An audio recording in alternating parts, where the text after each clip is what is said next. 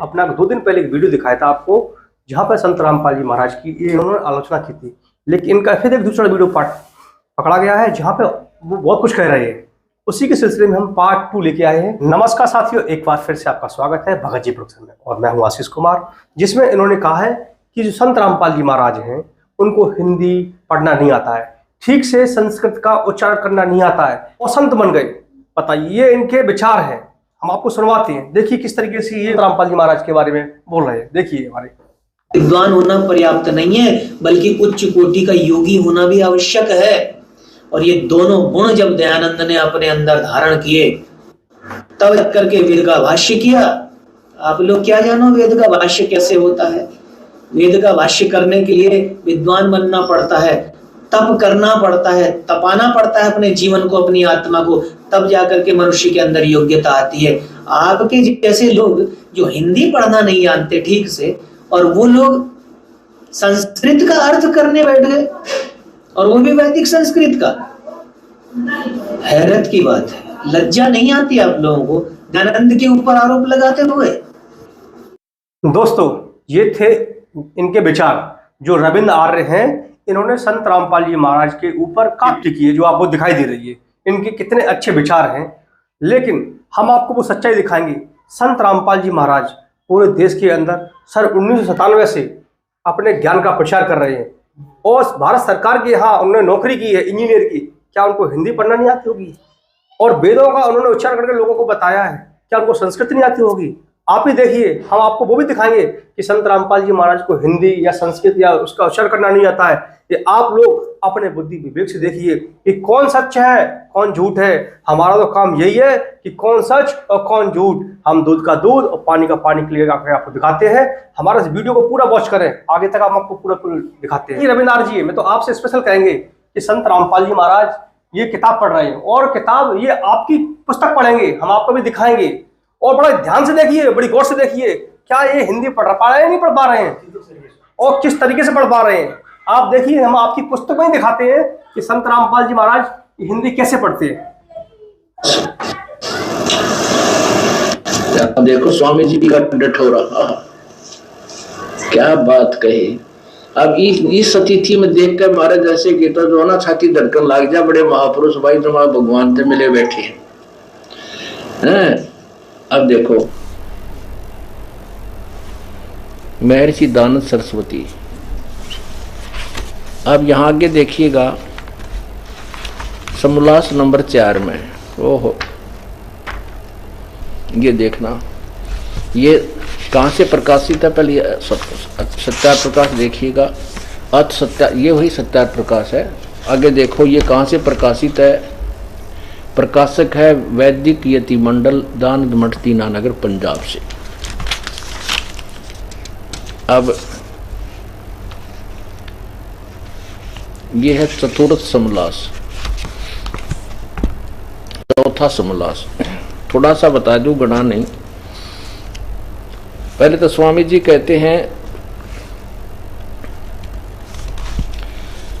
कि इन लड़कियों से, यहां देखिएगा 70 पृष्ठ पर, यह कहा कि कितने ही, चाहे कितने ही धन धान्य, गाय अजा, घोड़े आदि, राज्य श्री आदि से समृद्ध ये कुल हों, तो भी विवाह संबंध में निम्नलिखित 10 कुलों को त्याग दे। जो कुल सत्क्रिया से हीन, सत्पुरुषों से रहित, वेद ध्यान से विमुख, यानी दूर, वेद ध्यान नहीं करता, अध्ययन, शरीर पर बड़े बड़े बाल, लोम अर्थात बवासीर, अक्षय यानी जिसका दमा, खांसी, आमाशय जिसका पेट खराब रहता हो, मृगी पड़ती हो, सफेद कुष्ठ हो, गलित कुष्ठ कुलों की कन्या व वर को, यानी किसी का खांसी, दमा, बवासीर हो तो उस पूरे कुल को, पूरे कुलों की कन्या व वर के साथ विवाह न होना चाहिए, क्योंकि वो दुर्गुण, सब दुर्गुण रोग विवाह करने वाले के कुल में प्रविष्ट हो जाए। ठीक है। आप पुण्यात्माओं, एक कुल में, एक कुल का तकरीबन कई तो गांव के गांव हो जाते हैं, और कम से कम सैकड़ों घर तो अवश्य एक कुल में होते हैं, और उनमें से किसी एक व्यक्ति का भी बवासीर हो या खांसी हो, दमा हो, मिर्गी पर्दी हो, तो पूरे के पूरे कुल की लड़के और लड़कियों को ब्याह से ब्याह ना करो। फिर ब्याह कित करके लाओगे वह बताओ? अफ्रीका में जाना पड़ेगा फिर लड़के ब्याह ने, और तरह गजब हुई। तो कहाँ से होगा, मतलब ये तो उनकी यह सोच। आगे देखो, फिर कहते हैं कि ना तब न पीले वर्ण वाली, इन लड़कियों से शादी ब्याह नहीं करे, न पीले वर्ण वाली, न अधिक अंगी अर्थात पुरुष से लंबी चौड़ी यानी अच्छी तगड़ी बेटी हो तो उससे ब्याह नहीं करे, बलवाली या रोग युक्त जिसका बीमारी हो, न लोम रहित जिसका बाल ना हो, न जिसका बहुत लंबे बाल हो, बहुत लोम हो शरीर पर। यह कहता है न तो लोम रहित जिसका बाल ना हो, और फिर न बहुत बालों वाली। पता फिर के बीच में के रह गया, ये देखो, न तो लोम रहित यानी बाल ना हो, और न बहुत लोम वाली उसका घने बाल भी ना हो, और न बकवाद करने वाली, और न बुरे नेत्र वाली। और तरह के जो भी बुरे नेत्र वाली लड़की से भी शादी नहीं करनी चाहिए, स्वामी जी बता रहे हैं। फिर कहते हैं जिनका गंगा जमुना सरस्वती आदि नदियां पर नाम हो, काली चंडी और नाम वाली कन्या से विवाह नहीं करना चाहिए। अब देखो, हिमालय पार्वती आदि गंगा जमुना आदि नदियां पर, और पर्वत विंध्या हिमालय पार्वती आदि करकी शौनी नागी भुजंगी आदि दासी, और काली चंडी आदि नाम वाली कन्या के साथ विवाह न करना चाहिए। पार्वती नाम हो उस तक भी विवाह नहीं करना चाहिए। तो भगवान शिव जी ने भी गलती कर दिया था, बहुत बुंडी करिया तो भाई। आज आगे देखो, किससे ब्याह करना चाहिए स्वामी जी कह रहे, जिसके सरल सूधे अंग हो, विरुद्ध न हो सरल सीधे अंग हो, विरुद्ध ना हो, जिसका नाम सुंदर हो अर्थात यशोधा सुखदा आदि, हंस और हथनी के तुल्य चाल हो। ओहो, हथनी और हंस के की तरह चालती हो वह लड़की, और सूक्ष्म लोभ, केस और दांत युक्त हो, यानी दांत हो उसके। अब बिना दांत वाली का तो बुढ़िया होगी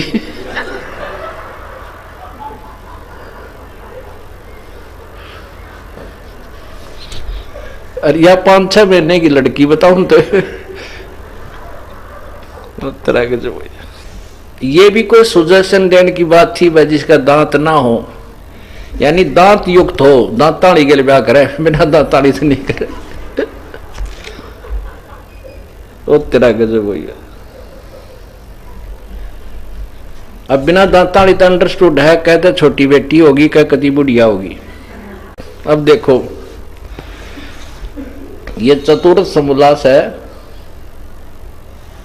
और 71 पृष्ठ पे ये कहते हैं जिसके सरल शुद्ध अंगों विरुद्ध ना हो, जिसका नाम सुंदर हो अर्थात यशोधा सुखदा आदि, और हंस और हथनी के तुल्य, हंस और हथनी की तरह चालने वाली लड़की यानी तुल चाल हो, सूक्ष्म लोम केस और दांत युक्त, यानी दांत हो उसका, कहते बिना दांत करते स्पष्ट किया है, दांत युक्त, और जिसके सब अंग कोमल हो, वैसी स्त्री के साथ विवाह करना चाहिए। आगे कलम तोड़ रखी है।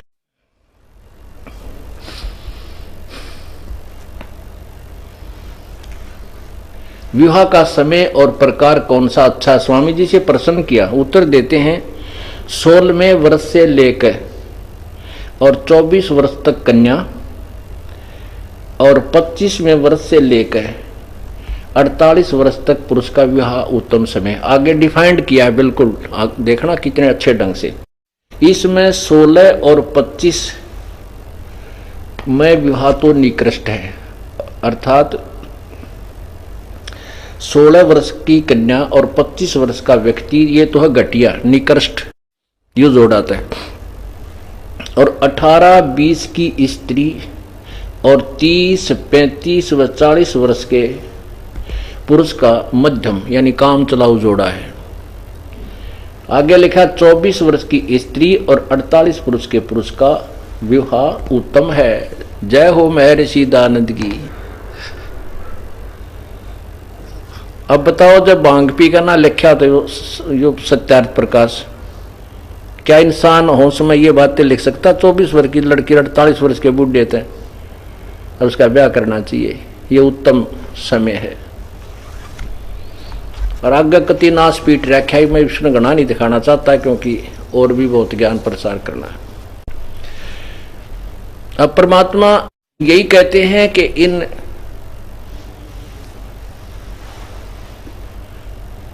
गुरुओं गांव बिगाड़े, संतों गुरुओं गांव बिगाड़े, ऐसे कर्म जीव कला दिए, ईव जड़े नहीं जाड़े। ओए होए होए। रविंद्र जी, आपने देखा संत रामपाल जी महाराज ने हिंदी पढ़ के दिखाई आपको। आपकी नजरों में कमी है इसलिए आपको दिखाई नहीं दिया कि संत जी सारी पुस्तकें पढ़ लेते हैं, उनके पास अथाह ज्ञान है। काफी समय उन्होंने इस ज्ञान में दिया है और लोगों को तभी संदेश दे रहे हैं।